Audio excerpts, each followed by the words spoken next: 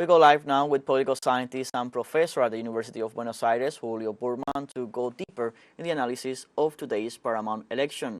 Hello, Julio. Welcome to From the South. Hi, hello. Hi, thank you for your time. Professor, the first questions, we are here in the final hours of the election day. How would you describe today's polls? How have they unfolded so far? Well, we don't know the results. We expect a tight election because the country divided in two big blocks. On the one hand, we have the governmental bloc with the candidate Sergio Massa, who happens to be the economy minister. And on the other hand, we have Javier Milei, a conservative far-right candidate, with an alliance with Mauricio Macri, the former president, who is center-right. And I think that they too have good reasons to believe that they achieved a very competitive alliance, given that in the primaries, Milei got 30%, and the party of Mauricio Macri, got 23%. Of course, politics is not mathematics. This doesn't mean that these two blocs are going to join like an arithmetic calculus, but Sergio Massa, who was number one in the general election, now is confronting a bigger bloc on the opposition side.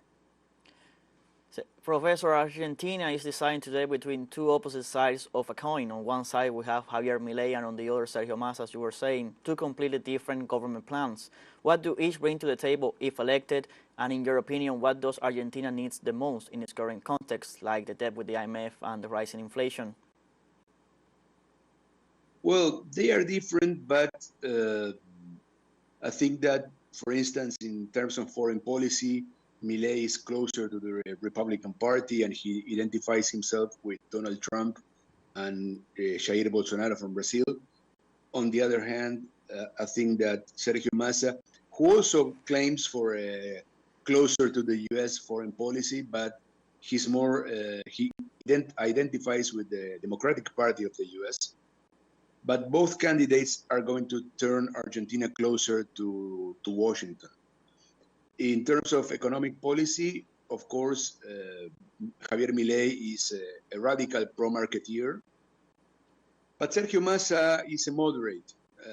Even though he's now the Ministry of Economy of the current government of Alberto Fernandez and Cristina Kirchner, Massa also says that if he achieves the presidency, he's going to turn the economy to a more pro-marketplace.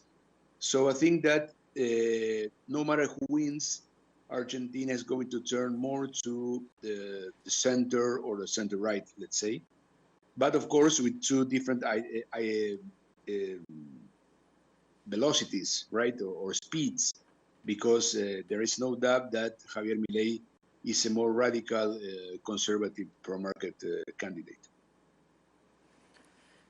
Professor, one question also. In your opinion, how do you see these elections turning out? Who do you believe might be the winner or on December 10 will be swearing in as president? It's so difficult to make a forecast.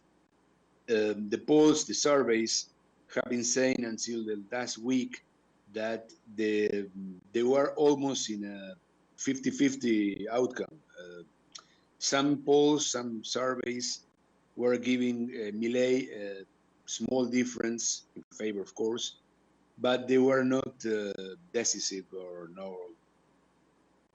My intuition is that Sergio Massa is a more professional candidate, and he demonstrated a more, let's say, focused discourse and a more professional campaign. But on the other hand, the truth is that the economy of Argentina is going through big problems. Inflation is too high. We are almost in a 200% year inflation.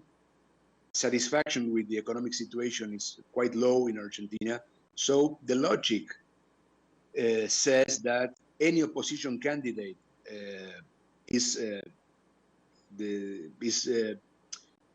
is playing with an advantage. I'm not sure about a more accurate forecast than that one, but let's say that any opposition candidate, today is Javier Milei, the one who is leading the opposition, but any opposition candidate is closer to win in Argentina.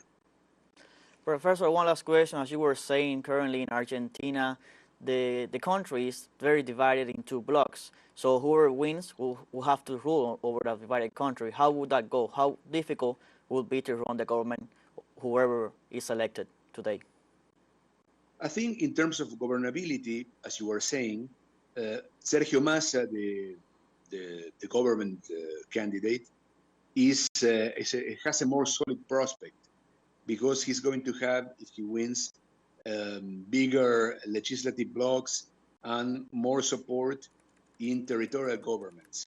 While Javier Milei is an open question in terms of governability because he comes from a very, very new party with almost no legislative blocks and and with no territorial government on his side. So in terms of the future of governance and governability, there is no doubt that Sergio Massa is more prepared. Thank you, Professor, for your time here from the South. It's a pleasure to have you with us here today and to share your opinions on the matter. Thank you. It was a pleasure.